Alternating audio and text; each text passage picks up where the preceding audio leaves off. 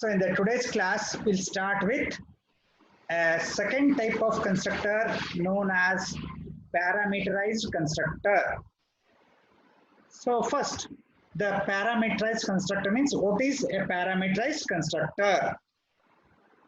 A constructor with one or more arguments is called as parameterized constructor.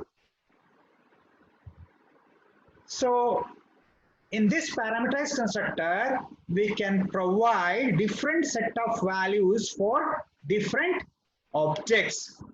Different set of values can be given to different objects, right? Then, what are the features of this parameterized constructor? As we know that this is a parameterized, it means it contains some arguments. Due to that reason, the first feature is the parameterized constructors can be overloaded. The parameterized constructors can be overloaded, right? Then second object, created with one argument constructor with only one argument is invoked and executed. Supposing that we have n number of constructors in a class, then if I gave only one argument as a data, then only one argument constructor will be called automatically and executed. There is a meaning of second feature. And third one, the parameterized constructors can have default arguments and default values. So based on the first feature, we know that if it is overloaded means it allows us to create as many constructors as possible with the same name in a class. That is the advantage we'll get in parameterized constructor because of that arguments list. So after knowing these three features of the parameterized constructor, then these constructors can be invoked in the following methods. The parameterized constructor can be invoked, can be called in three different methods. One is called implicit call, and second is called explicit call, and third is called initialization at the time of declaration with assignment operator, that is equal to sign. These are the three different methods. Using this, you can call or invoke the parameterized constructors. So we'll start with the first one in detail. That is, the parameterized constructor can be called by using implicit call. By using implicit call. So the implicit call means declaration of the object is followed by argument list enclosed in parentheses. During declaration of the object, if it is following the argument list enclosed in parentheses means that is called as implicit call. That was stating like this. An implicit call means the declaration of the object is followed by argument list enclosed in parentheses. The object declare ಮಾಡಬೇಕಾದಾಗ main part of the program ಅಲ್ಲಿ, right? In main part of the program, while declaring the objects that contains object followed by the argument list enclosed in parentheses, right? So that is the meaning of implicit call. That you can see with the help of example program here. Programming example is mentioned here. So if you understand this one program, it is easy for you to understand the next explicit call also, right? So that's why you can take care to understand each and every step in this example, so that the next one is easily you can compare this with that in a single line. No need to study again the whole program. So example is to demonstrate implicit call. We are writing one simple program, that is to program to initialize data members using implicit declaration. So first line hash include iostream.h. As we all know that now we are familiar with this. This is a preprocessor directive example. Here we are including a header file called as iostream.h that is useful for us to perform input output operation because it is going to support our input output statements. In the next one, again, this is also example of preprocessor directive hash include conio.h. This stands for console input output. It means using this particular header file support, we can write the main two statements, that is CLR, SCR and get CS, that we are writing in the main part of the program. If you add this header file, that can be used in the programs. Then we have reached the main part of the program, that is class num. Here class is a keyword, num is the name of the class. Then opening brace, private colon. In the private section, we are declaring two variables or two objects. Both are of the type integers that we are writing in this way, that is int a comma b semicolon. It means we have declared two objects here, a and b, both of the type of integer.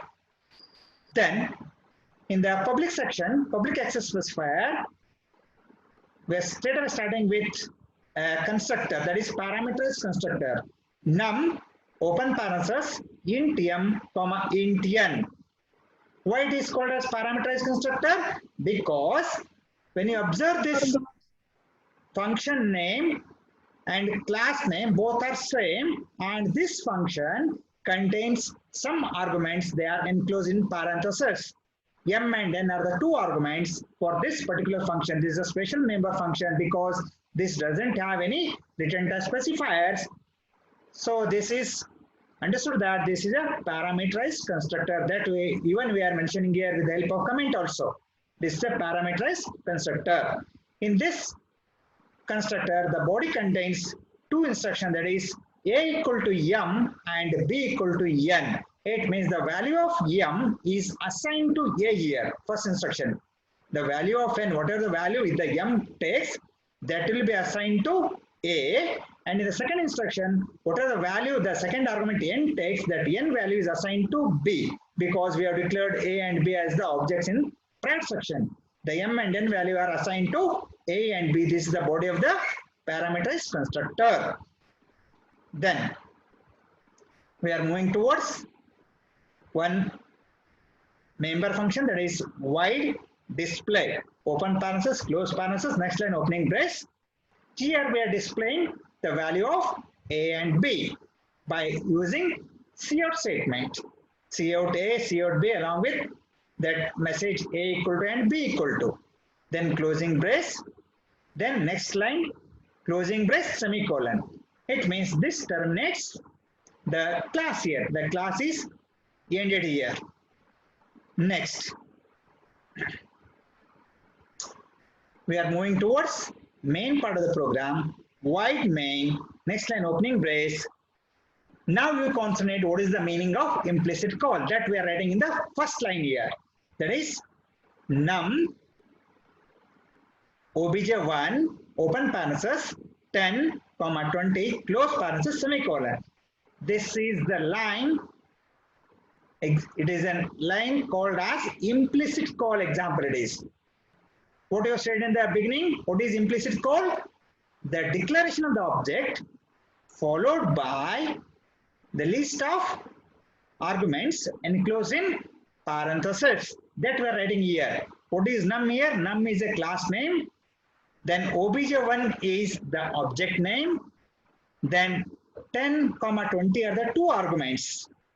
It means we have created one object called as object1 with the two arguments 10 and 20. When this particular instruction executes, we know that when the object is created, the constructor is going to execute automatically. This contains two arguments 10 and 20. That's why the two argument constructor, that is this one. M and n are the two arguments, both are integers. In the data also we are given 10 and 20 are as integers, integer values. So this constructor executes automatically when that instruction is executed or when that object one is created. The m value becomes 10 and n value becomes 20. then m value, the 10 is assigned to A and n value 20 is assigned to B, closing brace, then next line. So object 1 has one set of value called as 10, 20 that will be stored in memory. Object 1 has a set of values called as 10 and 20. As we know that the feature of this, the main advantage of this parameters constructor is when you create number of objects, each and every objects may take different set of values. This was a drawback in default constructor, but here it is an advantage. That's why that first object value is stored in memory. Then in the next line, again we are creating one more object called as object 2. In that object 2, we are providing different set of values known as 40 and 50. When this second instruction executes, again the constructor, this parameters constructor executes once again. That is, m value becomes 40, n becomes 50.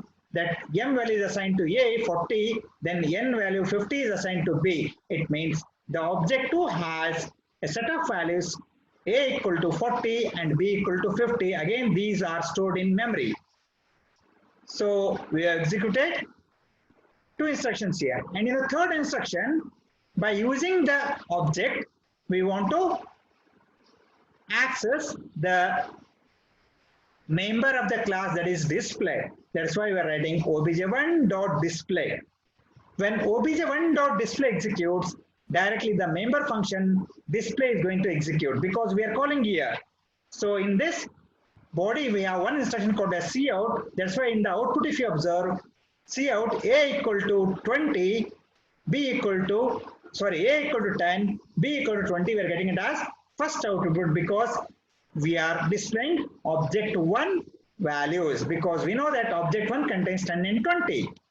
In the same way, when we execute the last instruction obj2, that is object 2 dot display, we know that object 2 contains different set of values known as 40 and 50. That's why when again this display is going to execute at the end, again it gives us one more set of values for object 2, that is A equal to 40 and B equal to 50. It means we have demonstrated a program consent to parameters constructor. Mainly we are concentrating on this parameters constructor can be overloaded one, and second one, different objects will have different set of values that we have shown with the help of this program.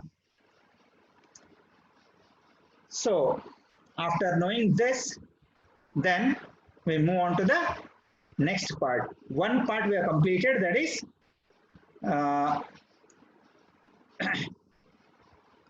implicit call. This is first method to invoke a parameterized constructor, right?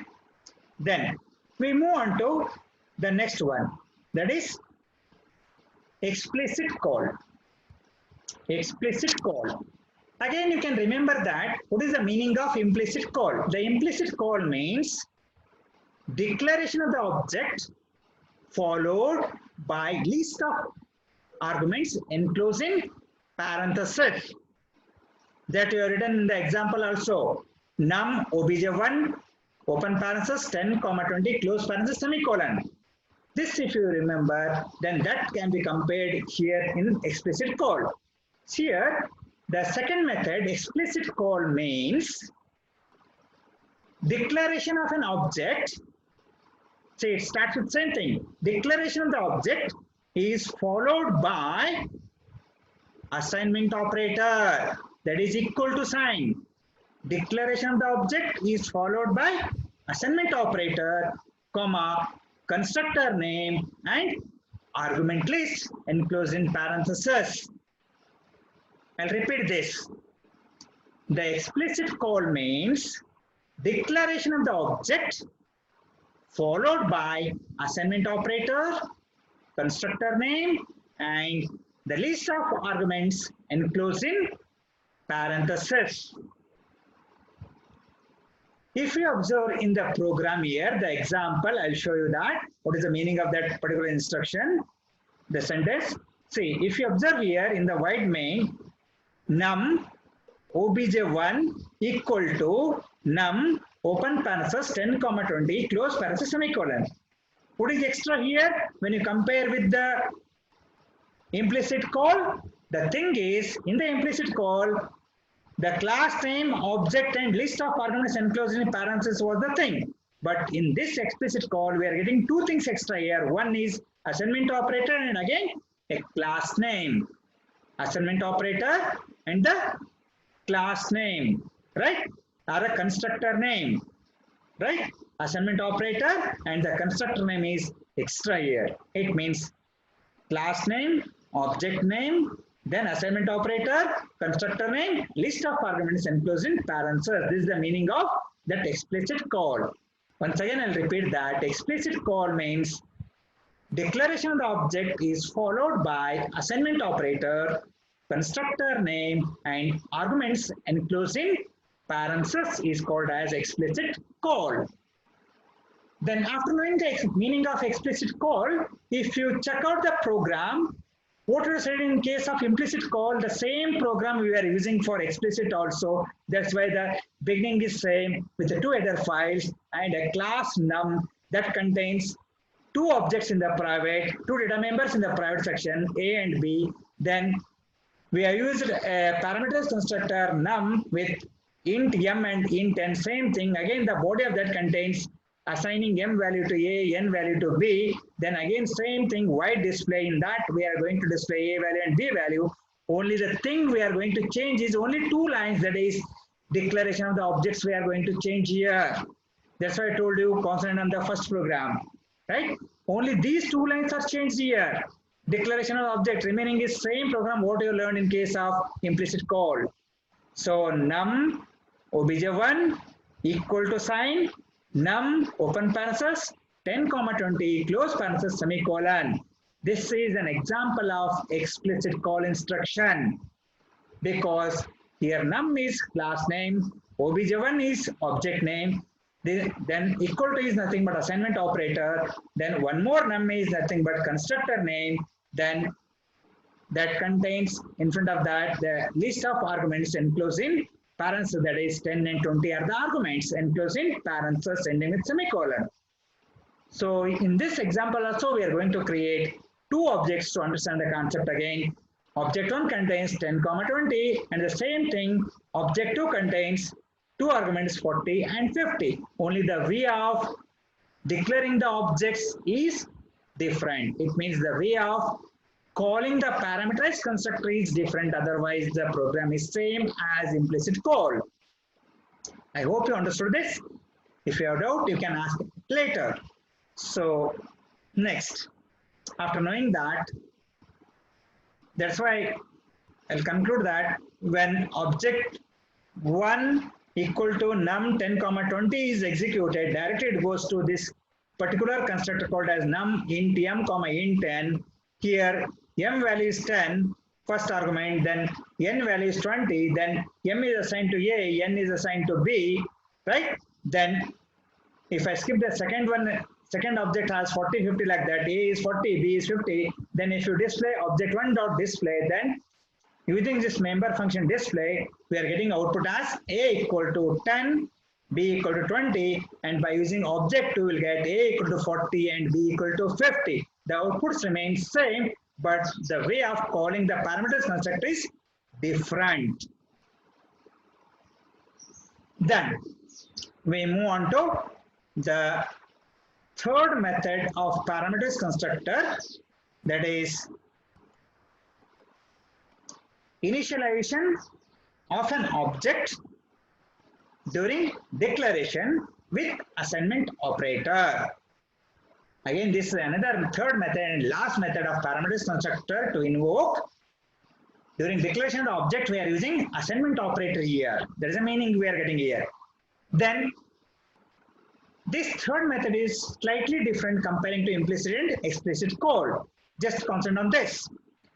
Here, this method is used for the constructor with exactly one argument only. In case of implicit call and explicit call, you can take as many arguments as you wish. But in this third method, initialization of objects during declaration with assignment operator method, the parameterized constructor must have only one argument. This is the rule you have to follow. In this method, declaration is followed by assignment operator and a value to be initialized. In this method, declaration of the object is followed by assignment operator and value to be initialized. The value which you are going to initialize, that you have to give it. It means object equal to some value, you will get it. That is the meaning of initialization of an object, declaration with assignment operator.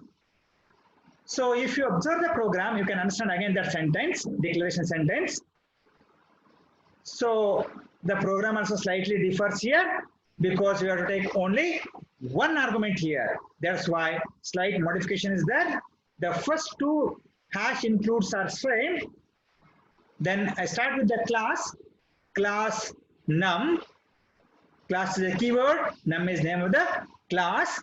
Next, opening brace, private colon, int a semicolon. Int a semicolon. It means we have declared only one object or one data member that is of the type integer, because we are going to explain the initialization of object method using assignment operator in parameters constructor. That's why we are taking only one object here. Then in the public section, num open parenthesis int m close parenthesis. This is also a parameterized constructor, but with only one argument, that is m. In the body of the parameterized constructor, a equal to m means the value of m is assigned to a. Then this in display, again the body contains cout with only one variable, that is a is going to display. Then endl is there. If you are using this endl, then you can write one more include header file here, that is io manip.h. Otherwise you'll get an error because we have used here endl. Whenever you use endl or setw, you are now familiar that you can use hash include io manip.h, right? So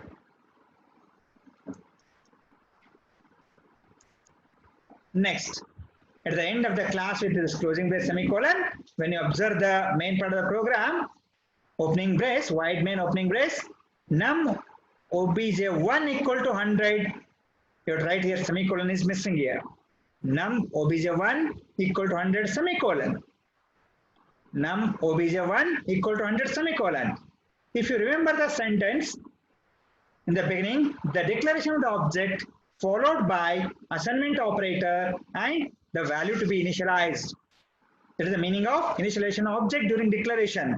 That we are writing it here is an example. Num obj1 equal to 100 semicolon. Here 100 is the value to be initialized and obj1 is the object equal to the assignment operator and num is class name.